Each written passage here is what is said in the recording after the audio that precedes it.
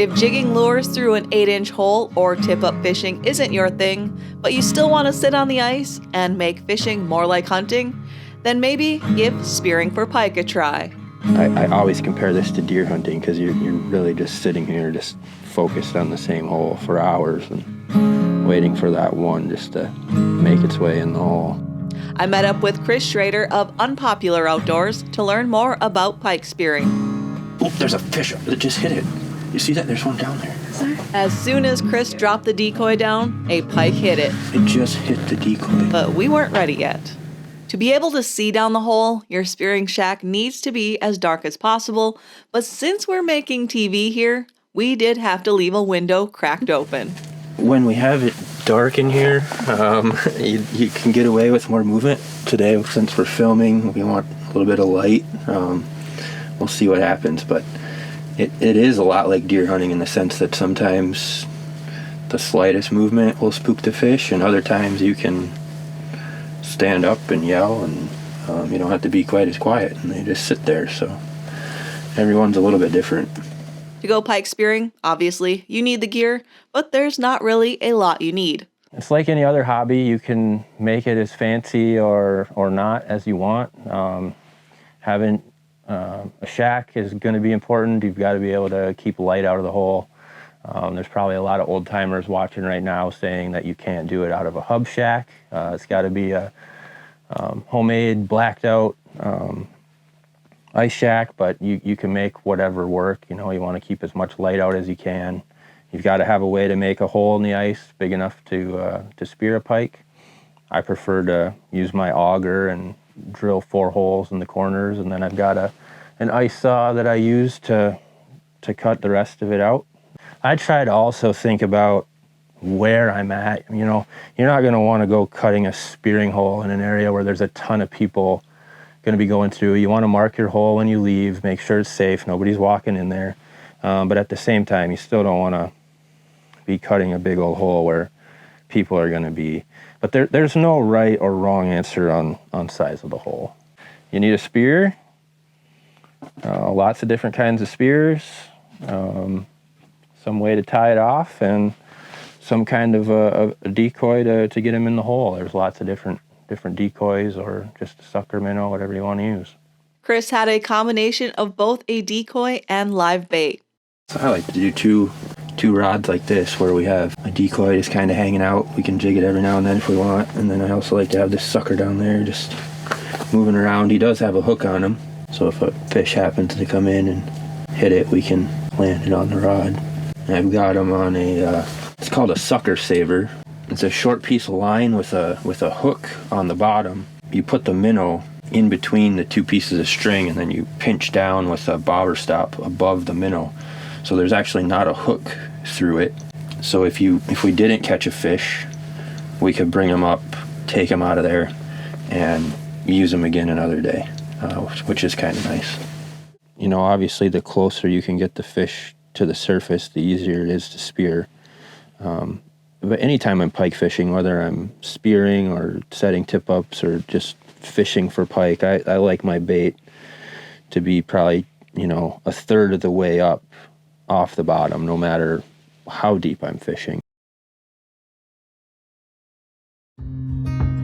Pike spearing through the ice is open December 1st through March 15th on all UP waters, with the exception of designated trout lakes and trout streams. Early in the year, I like to be shallow as like 4 or 5 feet. As it goes later into the year, I'll move out a little bit deeper. You really have to pay attention to water clarity. You're not going to spear many pike if you can't see them down in the hole.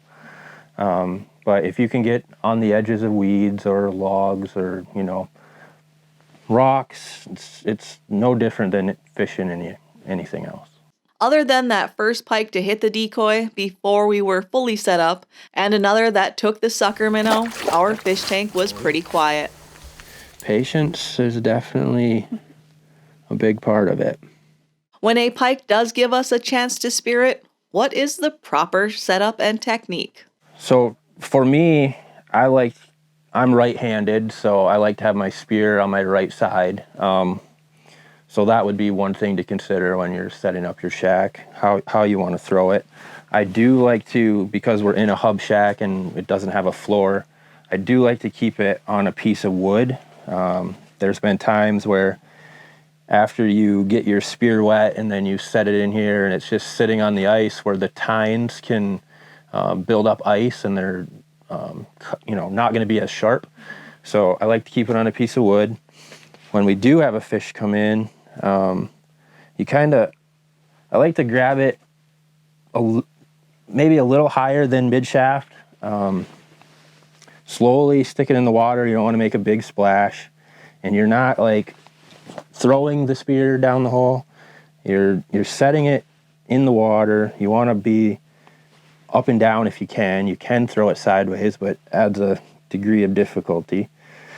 And then you're just kind of straight down with it. You're not, like I said, you're not coming up and making a big splash. You're just gently setting it in, getting it over top of the fish, ideally right behind the head, and sending it down. Eventually, out of nowhere, a pike appeared and took that sucker minnow just as Chris speared it. You need quick reflexes with these fish today. Many lakes in the UP have a minimum northern pike size of 24 inches, so it is important to be able to judge the fish's size before spearing it. When you spear one, it's not catch and release. You're not going to put it back down the hole, so it's pretty important to pay attention to that. I like to judge off the size of the decoys that I have in the water. You know, if you know that you've got a 10 or a 12-inch decoy down there and you see a fish that swims by it, that's the best way to tell. Like we talked earlier, there are some lakes here in Marquette County where there's no size limit on pike. So if you're just getting into it and you want to try it out and you're a little bit nervous about judging the size, so that's a good way for you to go. We had one pike who was more stealthy and slowly approached the bait, giving us time to get it on camera and send the spear. I missed it. Oh, no.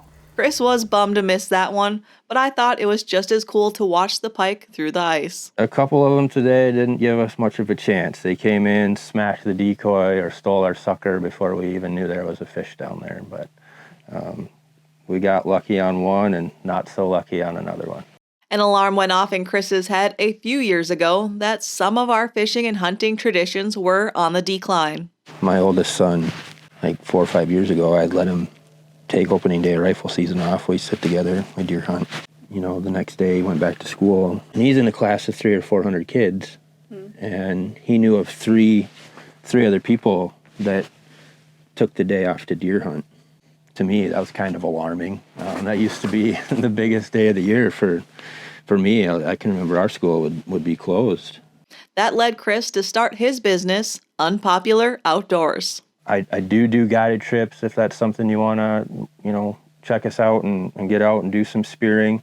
But that's not really my primary focus.